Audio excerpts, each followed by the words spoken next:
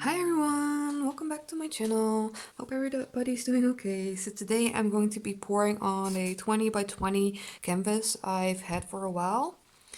And I wanted to do like a spring garden look thing. I haven't done this before, but I really wanted to try.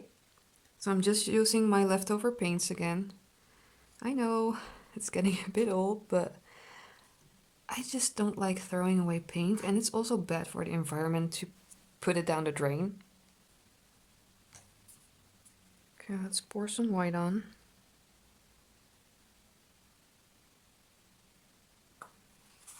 And let's swipe.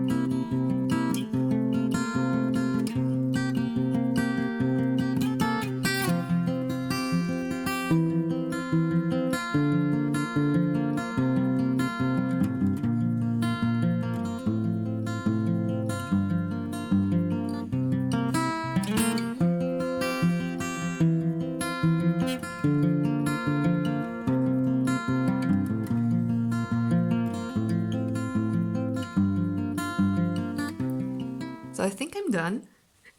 I really like the process. I like playing with the paints.